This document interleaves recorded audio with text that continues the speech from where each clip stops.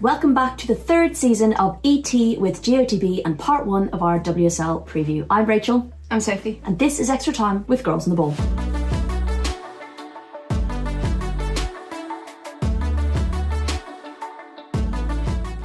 We're back, Soph. We're going to cheers it. We're going to cheers it. The little mugs. Careful you don't spill. Cheers. Cheers. We're back, guys. You've had a nice break. Are you? I don't know if you're as refreshed and recharged as we'd like, so are you? Me, I'm okay. Yes. Okay. I'm all good. We'll get her there. By the time the games start, we'll get her there. Yeah, obviously very busy summer, which you guys were along for the ride with us for. Had a nice break since then. Went off to Tuscany for a little while, spent a little bit of time in France as well.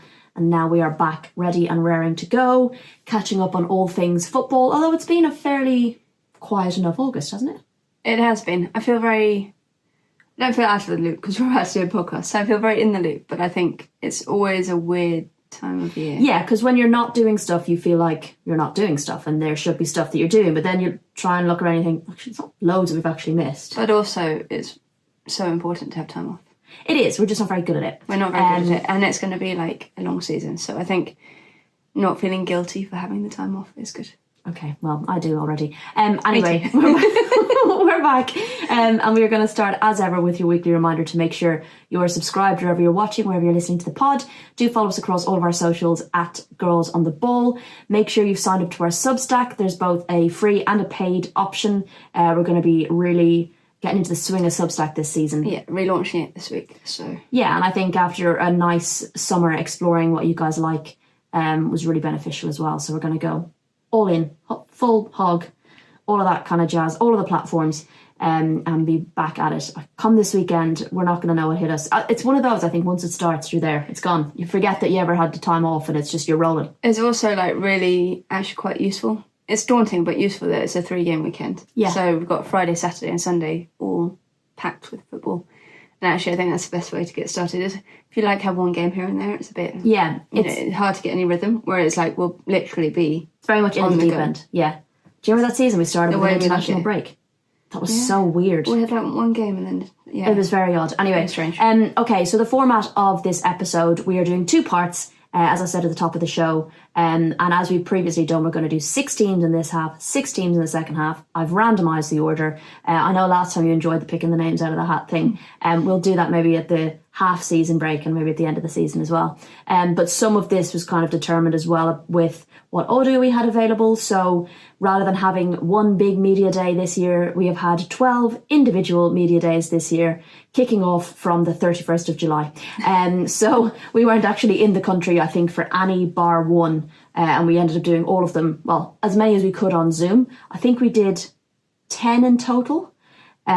So we don't have audio. I'm just giving you some heads up. We don't have audio for Arsenal because they didn't offer that option. They didn't do the same type of media day as the other clubs. So there wasn't an option to sit down and have a chat individually with the player for the pod. And we were not available for Brighton, unfortunately. We did do media days on our holidays, and that was the one day we couldn't do it. Otherwise, we'd have had to leave my brother at the airport. Yeah, we were travelling or something. Which I feel like would have been really unfair to my brother. Yeah, they had travelled over to join us for their holidays. Yeah, so I don't think we could have done that. Sorry, guys, you don't have to make that 2-hour journey yourself. So that's the heads up. So we're going to kick off in... I had my order. Where's my order gone? I had a 1, 2, 3. There's maybe number 1. Chelsea. She's so prepared. I am. I feel like I'm more prepared than you, but it's fine. Nothing's changed this season. We are starting with number 1, with the number 1, Chelsea. Manager, Sonia Bonpastor. Captain, Millie Bright. Last season finish, of course, first and winning the FA Cup and the League Cup. 60 points, which is a record, and unbeaten season. So pretty incredible. Players out, quite a few, but the most notable probably is Achira Musovic, Sophie Ingle, Ashley Lawrence, Mia Fischel, amongst a few. Maylee's mum in Palm as well. She's gone to Brighton. Yes. So a few outs and ins. As ever, I will plug the transfer tracker, which Sophie does a huge amount of work on. It's my little baby, and it's a labour of love, and I absolutely detest it, but I love it at the same time. But it's very, very helpful, and I've had... But you guys love it, so... Yes, I've had a lot of feedback to me, actually, about it, and I always give you the credit. Players in, Livia Payne, you may remember her name from the Euros, especially the World Cup. Just been watching the Rugby World Cup. The Euros. Ellie Carpenter as well, another big signing. There have been rumours about that happening, and it's happened. They've pulled it off. Becky Spencer's been made permanent, which will be no huge surprise, and Mara Albert as well. Now, we are recording this on Sunday, and this is going out on Monday. And the things can change. It closes when? Thursday, I think. The 4th. Is that the 4th? Yes. Yeah. Thursday, 11 p.m. in the evening, the transfer window closes. We know there are some links out there. I think Tom McGarry reported that Alyssa Thompson is linked and a target for Chelsea in the coming days. So things will change a fair bit. I think it always gets a bit crazy this time of year in that final week. I think we will see some movement across the board, especially on the last day. Yeah, I think these next 4 days will be pretty insane. Yeah, but we gotta get the pods out. We can't wait. I can't hang around, guys. Okay. Last season highlights. Gosh, last season highlights for Chelsea. Winning the domestic treble, I think. Having a new manager and a slew of new players, and then going the whole season unbeaten. Unbelievable. I think. Last season, lowlights, probably the Champions League run. Barcelona. I think disappointed in... I wouldn't even say... Look, of course they'd be disappointed going out in the semi-finals. I think the manner of their defeat in the semi-finals is probably the disappointment. I think you can lose to Barcelona any day, and as long as you compete, you're not, worried about it. But it's... I think, yes, it's just the way that it happened, the amount of goals that they shipped, how, conclusive it was. That would be the frustration from that. But we'll move on from that because there were far more highlights than lowlights for Chelsea. I actually spoke to Nathalie Bjorn about, because I did get to chat to her, about how Sonia Bonpastor has touched on, yes, we played well, but there were inconsistencies and there's things we can improve, which I just think is the headspace Chelsea are always in, like how do we get better? And perhaps how maybe we underestimate how difficult it is to have a new manager come in, new players come in and sustain that level of performance and grind out the wins. That's one of the things I touched on with her. But here's a couple of bits from Nathalie Bjorn ahead of this season. Looking back at the season and really understanding what season we had, and we didn't play well all the games. We were struggling with our performances, and I think it's a strength in that to be able to win, even if the game plan or the way you want to play isn't necessarily 100%. And I think going into this season, it's very important to keep building on that and get those details even better, to come together more as a team maybe and have better performances to be able to win more games or more important games. So I think that is going to be really important for us. Is it a case of kind of working on the small margins, or do you as a team have to keep consistently working on the basics together, or do you feel like you've gelled well enough that you can pay maybe more attention to the fine margins? No, I think we as a team need to keep building on the whole picture and get back to that. Now everyone's been away, you play with different players and different kind of formations or whatever. So I think that is like what we have been focusing on now in pre-season, to get the whole bigger picture back together and understanding that. And once we have that set a little bit more, we can start going into details in what Sonia wants us to do or whatever it can be. But I think we've had a good pre-season with good games, and I think it's going the right way. How have you found that it's benefited you since coming in? Sustaining your position, as you say, it's a difficult thing to do, but you must be challenged like never before, I guess. Yeah, 100%. And that's also one of the reasons why I signed for Chelsea, because I don't want to feel comfortable. I don't want to feel, I want to feel that I need to fight for my place and to be able to push myself even further and to grow even more as a football player. And I knew if I was coming to Chelsea, it's not going to be, here is your spot, you're going to play. You really need to show yourself, and you really need to, in every session, be better and better and better. And I think it really helped me grow as a football player, both on the pitch and then off the pitch as well, and just seeing things from a different perspective. And I don't know, it really helped me anyways. And then of course I got the trust, and then I got to play, so that helped me with my confidence and could go into the season. But equally, I didn't play in the beginning of the season, and that was also really, really tough. So I don't know, it is hard, but at the same time I think it really has benefited me, and I'm a better football player now than I was when I came. Love talking to Nat. And I feel like she's really grown at Chelsea, hasn't she? Yeah, I think she's become she's cemented her place in that back line, and she's maybe sometimes overlooked by the wider public, but I think she's become really integral to the way that Chelsea's set up and their defensive stability and their solidity. And for me, she was one of the performers of the season last year. She is quality. She maybe doesn't have the big name behind her sometimes, and maybe that's why she doesn't get talked about. But I think in terms of the quality that she provides and what she does for the team on the pitch, you only have to listen to the likes of Millie Bright talk about her and say what she gives to them in that back line is vital. And it's something else she touched on as well, was the how playing with so many good players improves you, forces you to improve quickly, which I liked what you said on that. Okay, expectations this year for Chelsea. I think, the expectations are to win again, everything. I think they'll want to get to that. There, I will once again be on that Champions League final, especially to try and make that again. I think you're right. I think whenever you speak to, and it was the same even talking to Chelsea players back in February, March, even when Lucy Bronze won the FA Cup final and I got her on the Guardian podcast, they were very, very aware that they hadn't necessarily been at their best, and there was so much more, such a bigger, higher ceiling for this team to reach. And I think that's the scary part, because when you think about it, it was Sonia Bonpastor's first season in charge. She wouldn't have had that much time coming in. Yes, the pre-season's been a bit upended this year because of the major tournament, but you still had a bit more time with your players. You really know the playing squad. You've added to it in the terms of bringing in Ellie Carpenter.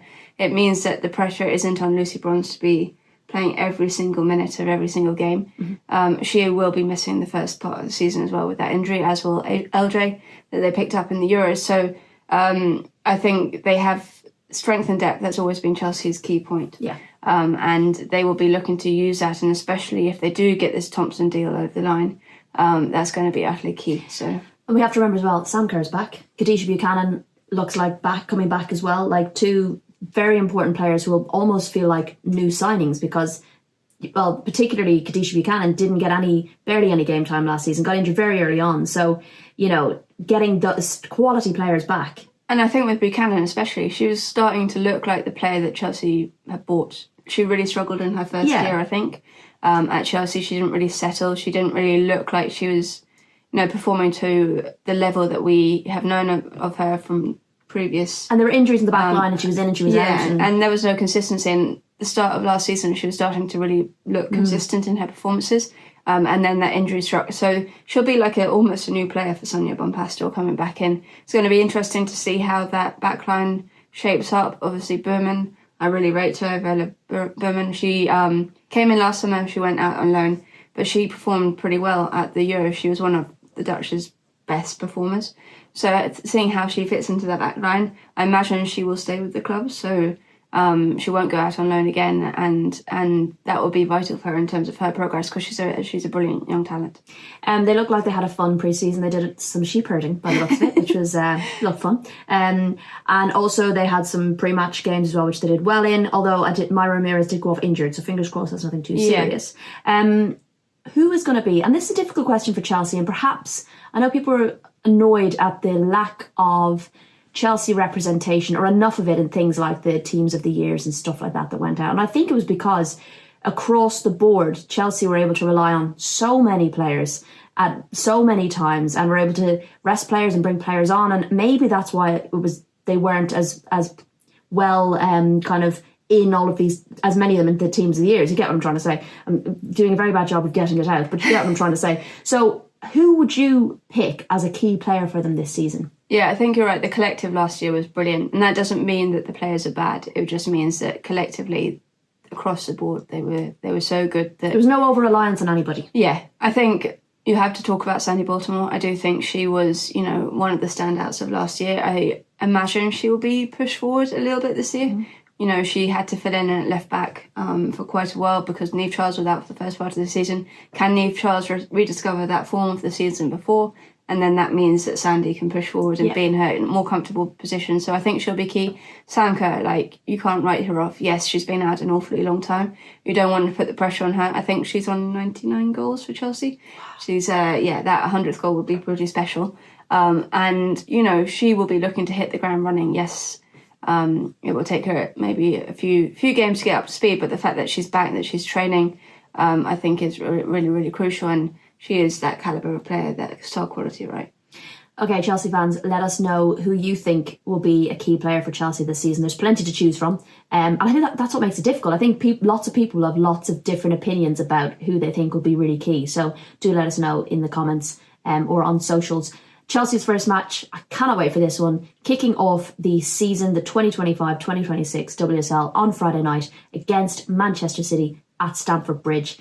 Friday night, under the lights, absolutely love it. And a real clash of titans, I think, especially given, touch wood, both teams have a full squad to choose from this time rather than what happened when they played each other over and over and over and over again back in March. Please let's not have that again. No, so I'm really looking forward to that game. It's going to be really exciting. Okay, second up on this pod is Everton. Manager Brian Sorensen, captain Megan Finnegan. Last season finished 8th on 24 points, 36 points off the top. You're going to see my maths here if I get it wrong. Do not come for me.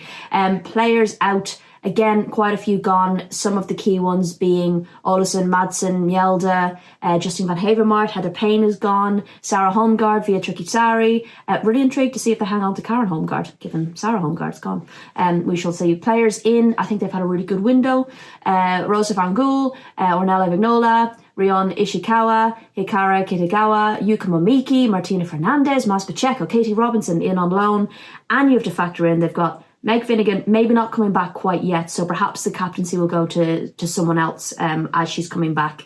But you've obviously got Aurora Gali and Gabaro as well coming back from their ACL injuries. So again, like Chelsea, gonna feel like new players. Bloody hell have they got depth. So yeah, I think when you look back to their last season lowlights, the ACL injuries, I think especially so early on in the season. Yeah. The small squad they had in the first half of the season, all of the fears and woes over the ownership and what was going to happen and the lack of budget, and it seemed like the previous season all over again, which was a sad thing to see. And I think conversely their highlights was getting a new owner, getting in Kelly Gago, allowing more signings in that second half of the season and just kind of loosening the reins a little bit. And I'm really hoping we can finally see what an Everton team under Brian Sorensen with some depth, with some backing is going to look like. Yeah, it's going to be really interesting to see because he's obviously thrived at that kind of, I'm sure he would prefer not to, but he has thrived at like dealing with a squad that has always, like for the last 2 seasons at least, had significant injuries throughout the squad. They've had not much money come in. They've had to deal with like loan players, which is like they've used really well, but it also is not permanent. So you're not looking at like the kind of long-term future. He's had to go from season to season quite rapidly and just kind of, he's done a good job with that in terms of making of it what you will. But this time he has everything at his fingertips. I think, yes, squads can always be improved and stuff like that, but it's looking in such a good place compared to when we were starting last year. And when we were thinking about what their options could be for the season ahead. So I said on Upfront that they were my dark horses this season. I may be overrating them a little bit. I don't want to overrate them in that degree, but I just think they've perhaps gone under the radar a little bit with their signings. You know, I think they've done a really good job of bringing in some good players, giving themselves some depth, some quality and depth, and getting those players back, I think, is key. And I think what a lot of the players that are still there have gone through, as you've touched on, is having to play out of position. So now you've got a really versatile squad as well, who probably have a better understanding of various roles on the pitch, which I think maybe we underestimate. And it's something a lot of teams have touched on, is the fact that they're a very difficult team to set up against because you don't really know what they're going to do. So I'm quite excited to see how they get on. We got to chat to Hayley Ladd about all things toffees. Here's what she had to say. It's been quite a rollercoaster at Everton in the last 18 months or so. Since you came in as well, you know, the new owners coming in have really changed, I guess, the vibe around the club and the excitement moving to Goodison Park as well. It must be a pretty fun time to look ahead to a season where you've got it all at your feet, I guess. Yeah, to be honest, the girls and Brian will obviously speak about the last few seasons, and I think it's been difficult with injury crisis and things like that. And I feel a bit jammy because I've come in at a nice time. So obviously people talk about it, and I can just speak from my experience being here. It's been really exciting. I think everyone seems really engaged, wants to work hard, wants to really compete and be the best that we can be. And I think everyone just works hard and just kind of stays in their lane and really focuses on themselves and kind of has a lot of integrity with that. So it's a really refreshing place to be, and really exciting one as well, with a lot of new signings and a lot of youngsters coming in as well. You were one of the bright lights for Everton kind of last season, and a lot of us point to that time where new players are coming in and how exciting it was, and that must have felt quite nice to come in and almost be able to make such an impact so quickly. Yeah, I think so. I think I was part of, maybe 6 or 7 players. So I think together we kind of, came together and really kind of was able to have fresh legs and kind of just drive the team forwards and kind of help that and kind of help finish the season strong. So I think personally, I'm still kind of growing into my role here and kind of want to get a little bit more consistency with what I can deliver. But yeah, just from a personal note, I'm really happy to be here and be part of the team and try and give everything I can. You are quite an adaptable team. That's something that other managers have said about Everton. You can be difficult to prepare for because you're quite good at adapting your tactics. How have you found that? Yeah, I think it is something that teams struggle with when they play us. It's something that Brian and the coaching staff are really keen on. Obviously, they've got the level of, I guess, insight that when we do play against teams, they can kind of theorize all these different ways in which we can hurt them, maybe slightly differently for each opponent. So it's something that I've had to kind of get my head around. But I think once you do know what to expect in terms of that adaptability, it's something that can be a real asset for the team, and hopefully something that we can pose a lot of teams issues with. Another player you kind of forget came to Everton, and what a signing that was. And again, perhaps you maybe don't feel like you've necessarily always seen the best out of these players because they're kind of pulled from pillar to post at times to fill in gaps and all that kind of stuff. So now you, again, not just seeing what Everton can do, but seeing what some of these players can do in a more comfortable setup. I think Hayley was a brilliant signing, especially coming at the time that she came in January. They really needed to steady the ship a little bit in terms of getting more bodies in. She was a quality player. She wasn't getting the minutes in Manchester United. She wanted the minutes ahead of, obviously, Euro 2025 for Wales and stuff like that. So I think that was really, really crucial by the fact that she's now got 6 months under her belt. She might feel like a new signing a bit, but she's bedded in and she's settled, and she talks about, she feels like comfortable now at Everton. And I think it's always hard coming in that first, like when you come in January, you're suddenly like 1 minute you're at Manchester United, the next minute you're at Everton, and you have to adjust very, very quickly. So I think we'll see even better from her in this season ahead. I'm trying to think. I was speaking to a player, and I don't think it was Hayley, about being a player that came in January, didn't have the pre-season, didn't have the chance to kind of find your feet at a new club. You're just suddenly there, and how, like you touched on, it feels maybe a little bit like a new signing because now they're settled. They know what the club is about. They've got a pre-season under their belt, and it makes them all the more of a weapon, I suppose, as well. And obviously the huge thing for Everton as well is they'll be playing at Goodison Park this season, which is brilliant. They'll have their own ground. Going from arguably one of the, when I say worst, I don't mean the pitch, because apparently the pitch was really good. It was a replica of the Goodison Park. But Walton Hall Park was not fit for purpose in terms of being a WSL ground. The winter and the wind and the weather, I mean, it was absolute hell to be There's not much they can do about the weather, but there is that. It was a very exposed ground, but wasn't big enough, wasn't good enough for fans, wasn't good enough for media. So the fact they've gone from that to Goodison Park, what an upgrade. And the history behind it all, the fact that they are the home. I know Everton have a new home, but Goodison Park is a historical home of Everton Football Club. To be playing there, playing where, there's so much history behind, and I think that adds a little bit of, and to be in the heart of, Liverpool as well, to be right at the centre, I think that's going to be crucial for them. I would say that maybe the press seating is very, very tight. It's proper old school. Yeah, but it's bloody bigger than Walton. It's like you can get a proper press back in there. I'm just saying that you do have to like breathe in as you walk, and once you're in, you're not getting out again until the end of the match. But really exciting, and look, it's going to take a while for them, I think, to build a crowd there. But give it time, I think. They can capitalise, as I say, on the location as well, on the history. It's just more elements that they can use to draw people in. Yeah, that's absolutely. Or have it built already and then go and use it. Yeah, and they will come. But this is my argument that all women's clubs should. I know, but they might not know because we might have new listeners. Okay. But my argument that all of the women's clubs should play in the main stadia. And I know Goodison Park is no longer the main stadia, but it's that level. It's that high quality level. The players get treated right. They have the elite environment to be able to perform in. They have the right dressing rooms. They have the right rooms to use. They have the pitch. It's brilliant. I think, that's what we're aiming for, and we should stop talking about crowd sizes. Final question. Key player for Everton this season? Oh, that's hard. I think I'm excited to see Yaya Ghali back, Aurora Ghali. I think she was so crucial in the year before last, before she did her ACL, and she will be again. Kelly Gaga, what an impact she had when she came in the new year, and to have a target player up front like that, someone to really aim at, to really set yourself around, I think is crucial. And then when you look at the likes of, the Japanese trio that have come in. Yeah, I know, but I'm going more. Japanese trio that have come in. I love Yuka Miki. Yeah. I think she's brilliant. Absolute technical wizard. So she's going to add a lot.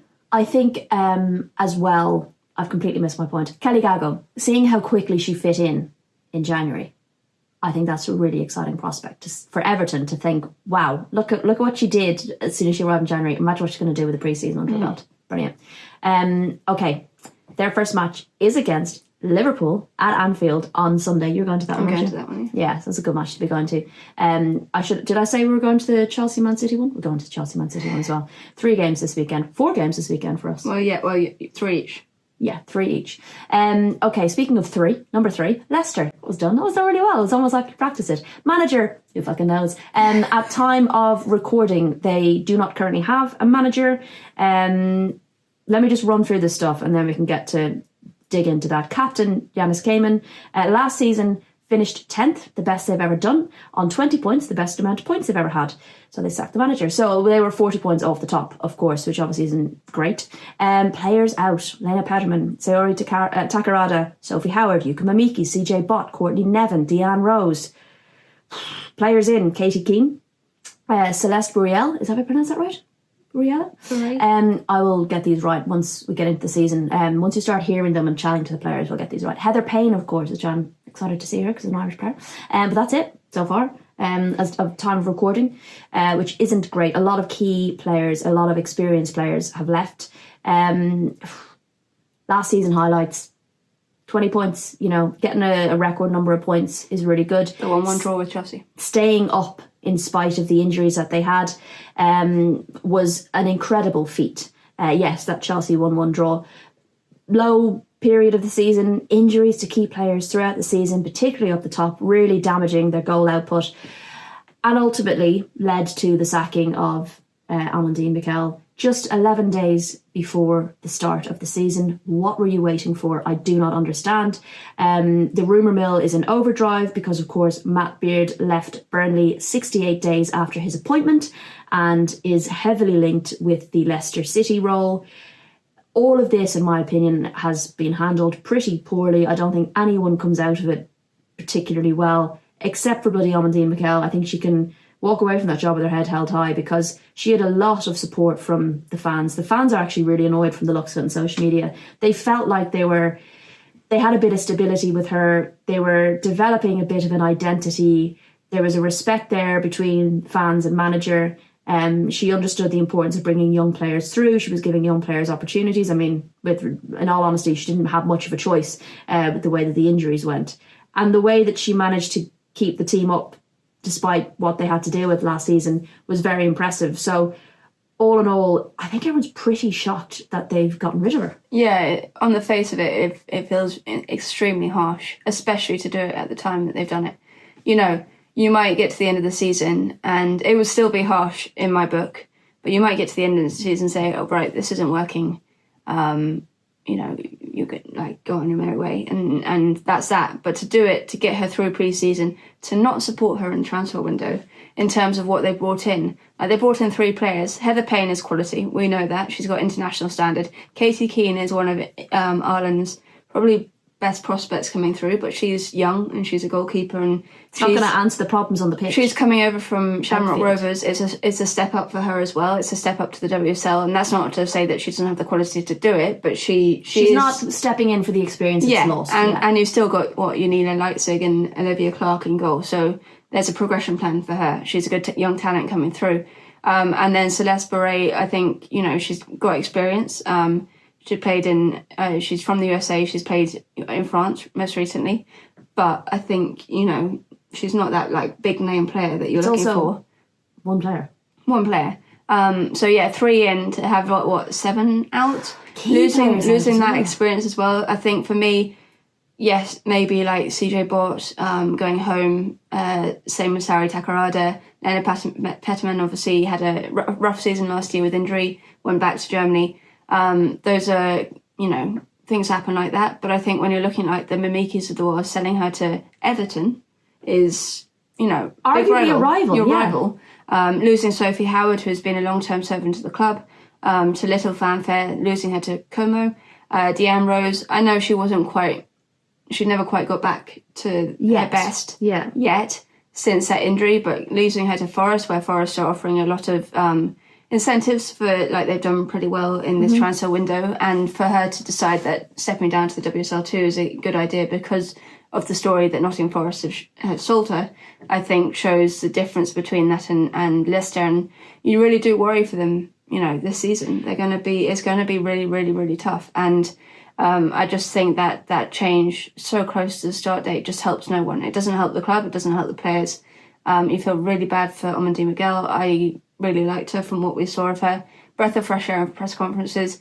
I'll miss her press conferences. Incredibly funny human being, but also I think very serious on the face of it as well, in terms of knowing what her plan was to deal with the squad. She had a horrible first 4 months in charge. She lost every single centre forward you could lose. Jutta Rantala was out for the season. Nearly everyone had to go up front. She joked about putting the goalkeepers in at one point. Takarada became the number 9. She was like a defensive midfielder. Didn't Ruby Mace have a go? Ruby Mace had to go. Yanis Cayman was number 9 as well. Rumours around Mace leaving. Going to, like, if they sell Ruby Mace, that's a big indictment on what they've done this summer. And I think, it's sad. It's flabbergasted me. Yeah, and I think the other thing that's really thrown me, should Matt Beard be the one that takes the role, is what has attracted him to go back to a club that's going to be fighting relegation. I don't understand it. To a club that's not supporting you, which was his biggest gripe at Liverpool. And I know you want to be in the WSL, but I just think the way it's all gone down is really poor. It left a bitter taste in my mouth the way it's gone. I think it's really poor form. And look, we might hear more. I don't know. But the way he left Burnley after 68 days... Players went with them as well. The other thing I wanted to say about Omandi Miguel, though, is that you were starting to see what she was about. Yes. That 1-1 draw with Chelsea just before the new year was like the sign of things to come, and they really, really turned it on in the second half of the year. Who did they beat 4-2 or 4-3? They beat Brighton. I was at that game. That was a wicked game. They were learning they were never going to dominate the ball, but they were learning how to be efficient with it. And yes, I think they had the average lowest possession in the league of something like 36%. But they were learning how to be really effective with it. They were using the forward players really well. Hannah came back in after recovering from her ACL. They were starting to really find some flow and excitement around the team, and you could feel that in the King Power, especially at that game, the Brighton game. They managed to keep themselves up, which was really important, and they managed to get the most amount of points that they've got in the season. So for me, it's a really, really harsh call, and I hope she lands on her feet somewhere, because she deserves that. She deserves to land on her feet, I mean, yeah. I mean, she didn't deserve the way she's been treated. I was going to ask you expectations, but I think it's kind of clear what ours and many people's expectations are. They're the big worry. They're the ones everyone's kind of saying... Unless they sign 10 big players in the next 4 days and figure out the manager situation... I think it's going to be a huge struggle for them. Even if you did, what are they going to do in the next... No, I know, but like at least that would show some like... Ambition? Whereas at the moment there's been Not much at all. Defensively, Leicester were pretty solid last season. Yeah, and those players are going to have to really step up this season. They are. Julie's been there a couple of years now. You know, she's going to be one of the more experienced members of the team, alongside the likes of like Giannis came in and stuff like that. And they're going to really need that experience to pull on, I think, for at least the first half of the year until they settle things down. Who is the key player, do you think? Jutta. I think she was so key in that first season. I think if she is back fit and firing, she's going to be crucial to their success this season in terms of their firepower. In terms of like, I love Sam Tierney. She also missed a good portion of last season with an ankle injury. And I think she is so, you can play her anywhere. You can play her deep in midfield. You can play her, in the 10 and the 8. She could probably even play up front if you wanted her to. I think she is one that goes under the radar a lot. And if she is back to full fitness, and I think she'll be one to watch. Well, an easy start for Leicester. They're taking on Manchester United away in their first game on Sunday.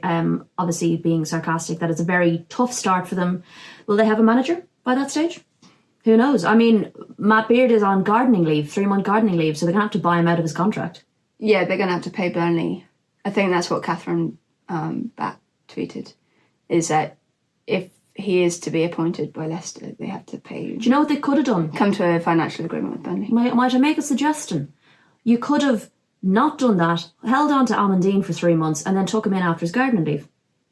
Instead of having this now window of potential, like, things move fast in football. Do you know I don't know, but it might not even be Matt. Like, might not even be Matt. By the time this goes out tomorrow, there might have been a state. Actually, no, there won't be, because Leicester announced her departure 24 hours after her departure was announced by the media. So I wouldn't expect by the time this goes out for something to have changed dramatically. But by the time the weekend starts, it might have. We shall see. Who knows? We shall see. Who knows what's going to happen? Fourth up, Manchester City manager André Jägerlitz, captain Alex Greenwood still. Last season finished fourth on 43 points, 17 off the top. Players out: Leigh Alexandri, Jill Roord, Chloe Kelly. Players in: Jade Rose, Iman Benny, Sydney Lohman, Eartha Cummings and Laura Wienreuter made permanent. Last season highlights: gotta be beating Barcelona in the Champions League, and I think as well that first leg of the quarterfinal beating Chelsea with all the injuries they had in the middle of that 4-part series of Chelsea versus Manchester City. Last season lowlights, bloody injury woes. Injury woes, not qualifying for the Champions League as well. Yeah, massive blow, I think, especially when you sack your manager in February saying that you want to be amongst the European elite, and then that doesn't provide the results that you needed. It showed a big call and maybe not necessarily proven. I will say, though, that looking at their squad now, they have depth, they have quality in the depth. Bringing in Sydney Lohman is a big signing, really good signing. Iman Benny, an exciting youngster that we saw in Switzerland. Expectations-wise, I expect them to be up challenging. If they can keep touch wood, they don't have another season where they have the injuries that they have, because the quality that they have up front, Hemp, Bunny Shaw, Fugino, Carolyn, there's Viv Miedema, there's so much quality there, and if they can just get them humming, I think they could be lethal. Yeah, I think it's going to be really interesting to see what Jägerlitz can do. Me because, too. Obviously came from the Danish setup, maybe underperformed with Denmark. Maybe underperformed. Underperformed. They underperformed. Denmark he underperformed. Yeah, Denmark underperformed under him, I think. He's been brought in. He's known as a people person. He does like to play, in the Man City way, I think, in terms of that kind of possession-based football. But yeah, it's just going to be interesting to see how whether he hits the ground running in terms of controlling them and stuff like that. Yeah, I think, when you look at his career, some of the successes have been a little while ago. You look at Umea winning what was the Champions League back in 2009, I want to say. He spent 6 years with Finland. So I think, potentially domestic setup is a better setup for him. I don't believe they would have brought in a manager who wouldn't play the Manchester City style. So I would expect to see that. He's got a bloody wealth of experience at his fingertips, a wealth of quality at his fingertips. So I think if you can't get something good out of that squad. Yeah, but I think it does always also take a bit of time. Yeah. And that's, I guess, the problem, because in this league you don't have a lot of time. They're not going to, they'll be up right at the top of the league in some form, whether it's 1 to 4. They'll be in that area. They've got the quality to be there. They've got quality to return to the Champions League. But I just think that there's always that bit of an unknown with a new manager and how they're going to settle. I agree, but I'd also say they have enough experience in that squad and enough WSL experience in that squad for a team to almost be like, do you know what? We can take the reins for the first few months almost. You've got players in there who can really dictate a game from back to front. They've got depth in defence, which is brilliant. You've got players coming back from injury, which is key. They've got 5 bloody goalkeepers on the roster, I think. Oh my God, roster, gross. So, you know, it's nice to see Manchester City with a little bit more depth. And I'm quite excited about them this season. We got to speak to Vivianne Miedema from Manchester City about the upcoming season, about coming back from injury, and about linking up with some of the quality players around her. Here's what she had to say. I feel like on paper you've got one of the strongest attacks in the league, you know, with the likes of you and Bunny and Lauren. Like, do you feel like we've maybe not quite seen what that collective group can do at its absolute height? Absolutely, because I think Lauren, Bunny and I have played together a maximum of 3 games. So it would be really exciting to obviously see that like turning into something that's going to be there weekly if we all get to hopefully stay fit. And then with that being said, like we've got so much quality obviously across many different positions now that that also will allow us to have an opportunity to actually make changes when needed to keep everyone fit. Obviously, I can see it there wearing the 10 now. There's always been that discussion around you about the 9 and the 10 or the 10.5 or whatever it might be. But obviously you and Bunny had that big announcement about you both wearing the 9 and the 10 this season. How much are you looking forward to, I guess, seeing that partnership flourish? Yeah, extremely. I mean, I'm officially a midfielder on paper right now, so that's definitely like, I think I'm starting to move down now. But yeah, as I said, like I just hope that we can actually get a good amount of games and training sessions together, so we finally really get to understand what we need from each other. Today was actually the first time we were out together, so yeah, hopefully we can obviously get the best out of both of us. And I mean, if we can both start scoring goals, I think we're going to be pretty decent this year. Did you have to approach games differently when you played in the 9 and the 10? I mean, obviously you're a very intelligent football player. Was it something that maybe came naturally to you, or do you really have to rethink how you approach training or a game when you're put in a different position? Nah, not fully. Like I think obviously kind of depending on what system you play and what people expect from you. Like if I would be a 10 and they expect me to go in behind every single minute, then I'd probably struggle, yeah. But I think the way that I play, like I can kind of play the same game no matter if I am a 9 or a 10. And especially I think with the players we had around me last season, I think that worked really well because I could be the one coming into the ball and then the rest could go in behind or whatever. But yeah, it's just something that's kind of came naturally. And I've never really thought about it either, like, oh, I'm going to be playing as a 9 this weekend, I need to train different or I need to adjust my game. Like I think it's just my game now, and in some games that works perfect, and in other games I might need to slightly adjust it, but that's more based off opponent, not off position. In terms, I guess, of adaptability as well, because you did have players out, players in, players in different positions, you know, I guess it must be nice then to ideally start having a bit more consistency in the players in and around you, and you can, I guess, maybe enjoy it a bit more. Or did you enjoy that, having to be more adaptable? I do hope that we're going to be able to play with the same players around me, but I do actually, I did really enjoy having to, adapt to who was playing around me. I think it always gave me an extra challenge. Like sometimes going into a game, like that extra challenge like helps me to focus and actually probably bring out something else in me. But eventually I hope that we can be on the pitch with the same players whenever needed. Very excited to see her and Bunny show. I don't feel like they ever really got a proper go of developing that relationship. They both struggled with injury last season. Yeah, so they're both in the 9 and 10 now this season. Obviously Lauren Hemp is back, which is huge, and then you've got Caroline and Vivianne on the wings as well. So I think that's exciting, and I think what they'll have gained from last year is a bench of young players who now have WSL experience in big games, and that does wonders for them if they do have to call upon them. It won't be such a worry, I guess, or I don't even think there was a dip, to be fair, in quality. I think they did really, really well, but it just kind of gives you that confidence that even your youngsters know what they're doing.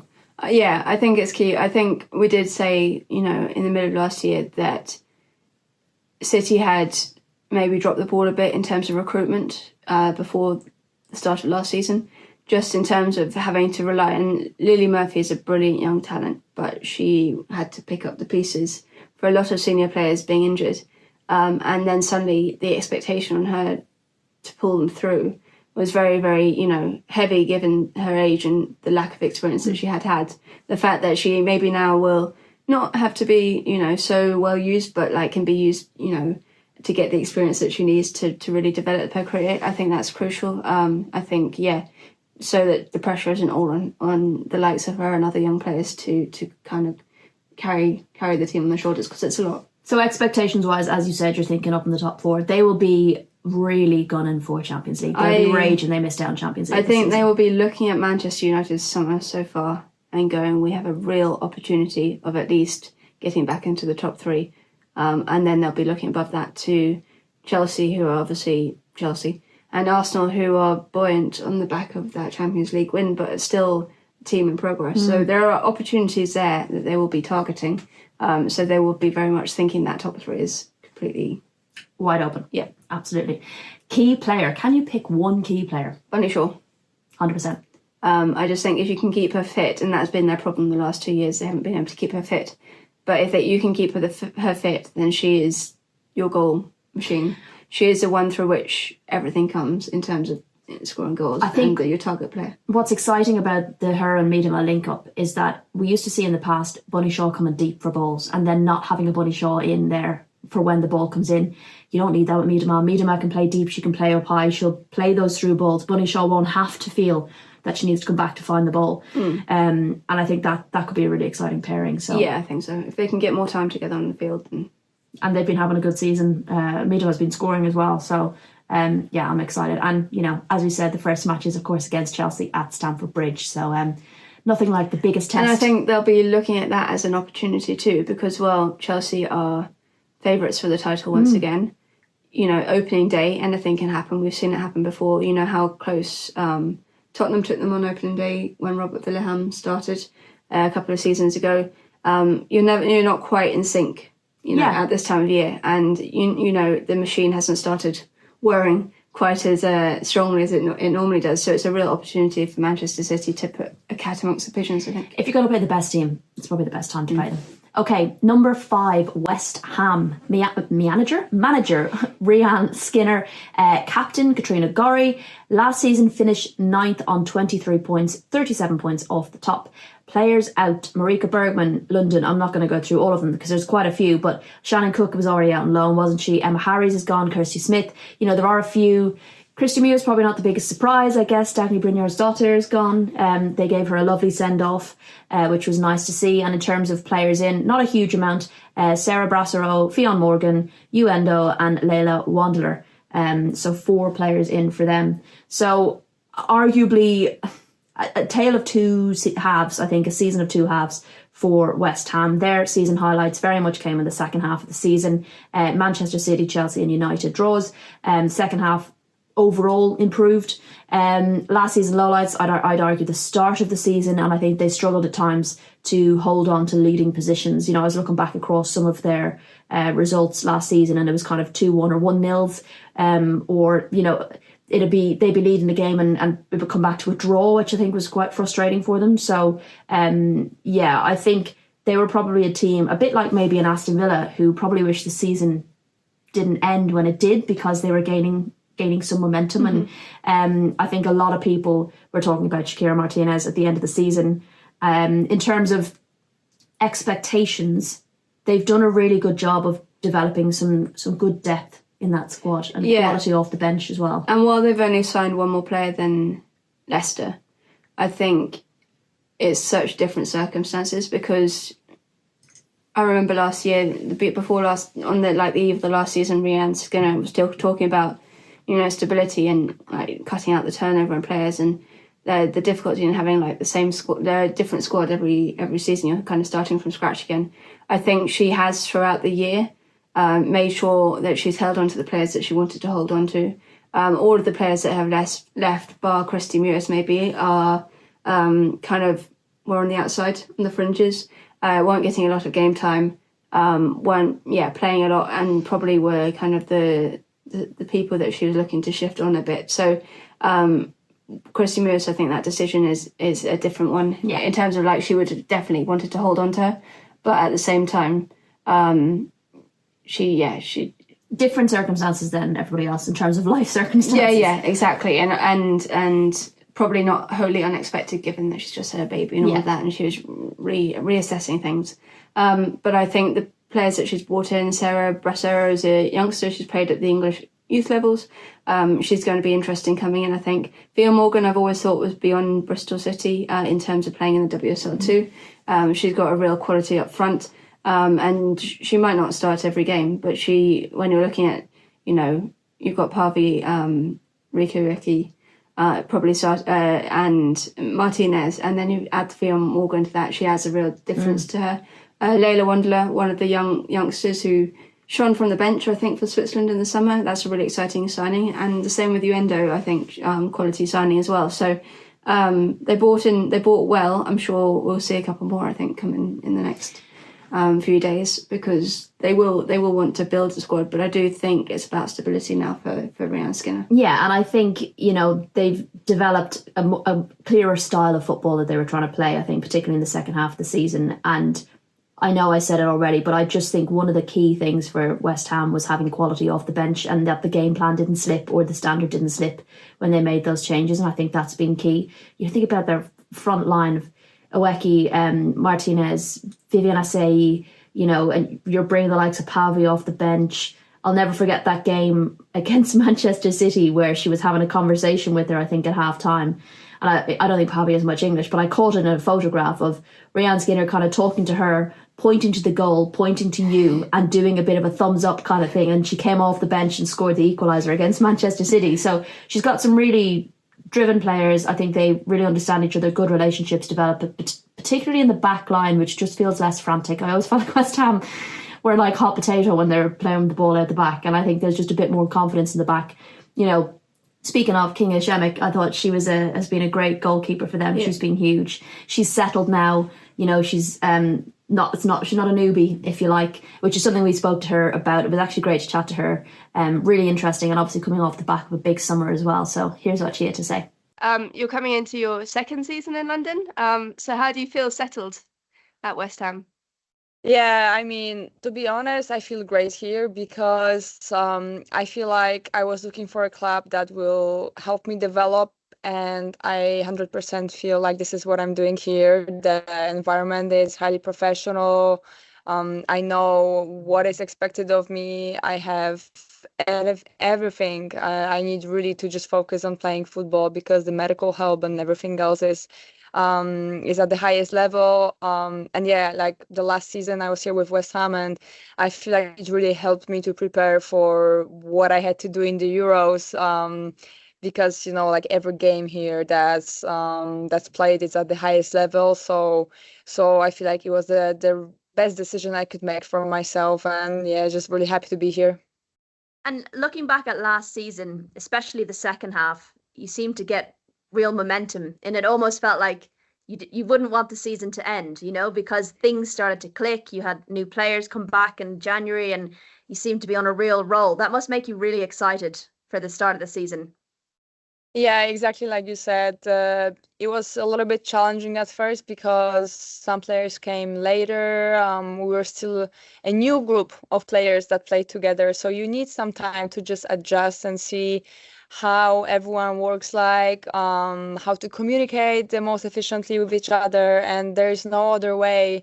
You have to just go through the whole process, unfortunately. So yeah, I'm just happy because we did a lot of work. So the fact that we came for the second part of the season and we're able to perform much better, and the chemistry that we've built within the team was finally shown on the pitch, and it's something that we're really proud of. Yeah, I think it's like that with a lot of teams mid-table. Is sometimes your front three are clicking, or your midfield are clicking, or your back line, and it's getting all of those things to click together. For you as a goalkeeper, you're watching this all happen from the back, right? So it must be, I don't know, what is it like, I guess, throughout the season as you see things maybe different to us and you see things starting to click and relationships starting to build? Yeah, it's a very specific position on the pitch because, like you said, we're under the game the whole time, so we see it totally differently. But I mean, yeah, it's just the automatic things that people do in their positions. We just move the ball and everything just works as a whole, which is really nice to see from the back because it shows that everyone knows what they're supposed to do and understands the game plan for each game, which as the season was progressing, we were much better and better at it. So I think we have really, we're at a good place right now to just build on that and be even better. So, yeah, a team I'd like to think will do better this season. And it's hard because I think there's a lot of teams that could maybe challenge for that sixth spot, that elusive kind of, everyone's always talking about who's going to break into the top six. It's expanded maybe a little bit from the top four because maybe just that conversation's just gotten a bit boring. But also we've got teams, the shift often seems to be in who's in fifth and sixth and who's kind of climbing up the table a little bit. And, I'd like to think they could try and challenge for that seventh, maybe sixth position. They'll be looking for a top half finish, sixth or above, I think, in terms of what they're building there and what, there was often levelled a criticism at Real Skinner that there wasn't a style that came through. We always disagreed with that. You could see what they were trying to do. It was just the manager, like, having the players to be able to do it, but then also the application of it. And that takes time. It takes time to build foundations. I think we saw in the second half of last year that was really coming to the fore. And they will definitely be looking at the teams in and around them and saying, well, on any given day we can beat them with the squad that we have. And I think that's quite exciting. And I think the draws from Manchester City, Chelsea and Manchester United last season, you could see the confidence it gave them. They had less fear about them when they played top teams, and I think that's going to be really important. But what they need to do is, and this is often what happens with the mid-table teams, is they can't pull out that performance when they play against teams in and around them, and that lack of consistency is always their biggest downfall. So that's an area they need to improve, is beating the teams in and around them. Who are you picking out as a key player? You can't look beyond Shakira Martinez. Yeah, I mean, she's going to be like a new signing for them as well. She came in, obviously, came back from a loan in January and hit the ground running. But I think now she's had that 6 months, like we said before, with like Hayley Ladd, that 6 months to really bed in. She's going to be so much more comfortable with this team come the start of the season. It's going to be, I think she's going to be exciting. One to watch. She was linking up so well with players like Kelly Gago, linking up so well like she played with them for years. I remember that Kelly Gago's first game. You were like, Jesus, it's like she's been here for ages. And it's a similar situation with Shakira Martinez. So they can only improve having had a proper pre-season. Which, yeah, very, very, very exciting. I'm looking forward to it. Their first match will be against Tottenham, a London derby, on Sunday. So definitely want to keep an eye on. Team number 6 and our final team of our WSL preview part 1 is Liverpool. New manager, Gareth Taylor. They've yet to announce a captain after Taylor Hines left and Niamh Fahey, of course, retired. So wait and see. Last season they finished 7th, 25 points, 35 points off the top. Players out, of course, Olivia Smith, Taylor Hines, Yana Daniels, Jazz Matthews, Tegan Micah, and as I said, Niamh Fahey, who retired. Players in, Kirsty McLean, Rafaela Borgraf, Sam Kerr is now permanent, the Scottish one, and Lee Woodham. So a coup for them to be able to keep Sam Kerr. That's definitely a big plus. Last season, not a great season last season. I think they would have been disappointed with how it went. I mean, Matt Beard got let go, so they obviously weren't happy. But their highlights, I would say, knocking Arsenal out of the FA Cup quarterfinals and, of course, beating Manchester United as well. They would definitely tick them off as highlights. Last season, lowlights, just generally the lack of consistency. I think injuries as well wasn't great, but overall, not a brilliant season. And I would say, not enough support for the women's team. Yeah, I mean, when you're looking at those signings that they've made for this season, where's the £1 million? Where's it gone? They Where got you spend the million? Olivia Smith. Now that might change in the next 4 days, who knows? But they got an awful lot of money for Olivia Smith. You could get 4 record. players for 250 grand. Yeah, and you could get high quality players as well. And if for a squad that does need bolstering, does need boosting, you do look at them at the moment, and the players, there's nothing against the players that they brought in. There's some good talent in there. I've always rated Lily Woodham. Coming back from Seattle, so she spent the end of last season on loan at Crystal Palace. So I think she's got room to grow and develop and could become a real strong leader for them. Sam Kerr, the Scottish one, is obviously, went to Bayern Munich, highly rated by Scotland as well. Yeah. And, that stability in midfield is key.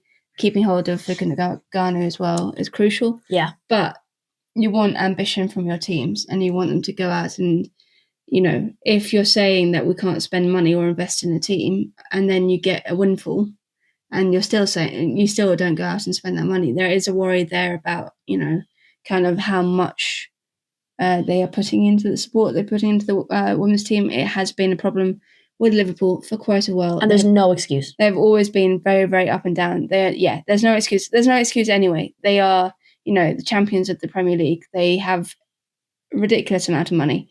They're not being asked to spend an awful lot in terms of the support for the women's team.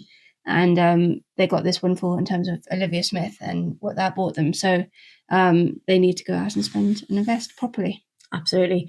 I think as well, like, when you're not willing to invest, and that was something Matt Beard touched on, what do you expect a manager then to do? Which is what I find quite frustrating. Oftentimes the thought is you just get a new manager. Yeah. And we've seen it again and again and again. And I mean, there are different situations, like when Brighton got rid of 3 managers or whatever. At least they were investing. They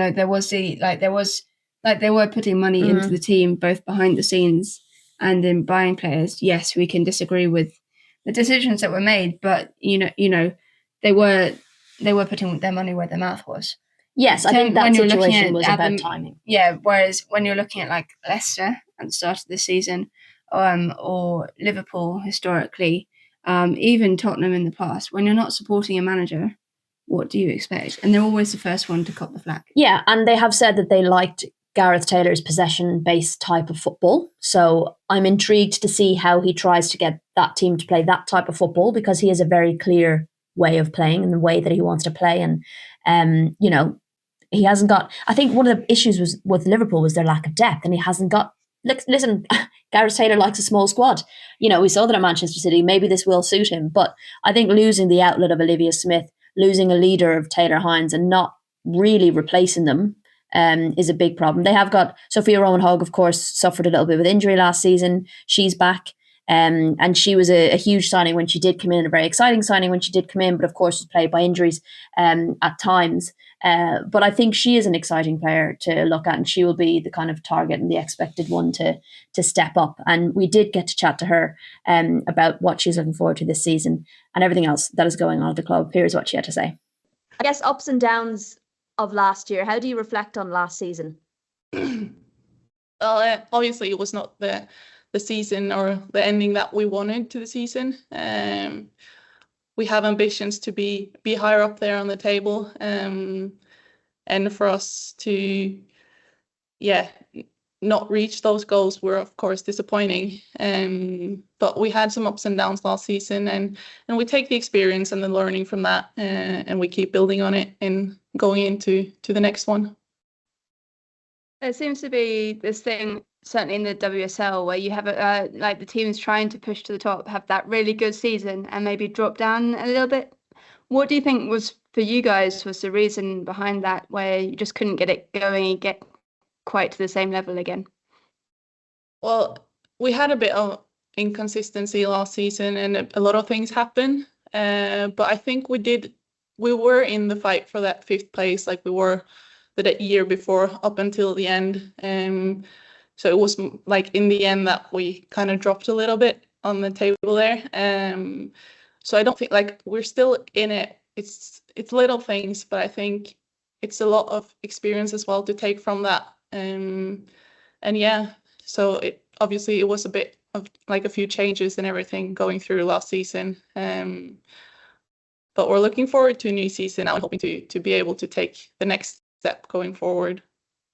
I feel like when we see these teams like pushing for the top 4, pushing for that 5th place, we see you take big results, right, and beat the top teams, and sometimes then it's getting the consistency for the teams in and around you that maybe is the difficult thing. And I guess it's putting all of that together, right? You might have a season where you're beating the teams in and around you, but not the top, and then you have a season where you're getting big results, but maybe not. So I guess maybe it's the hard thing of getting all of that together, right?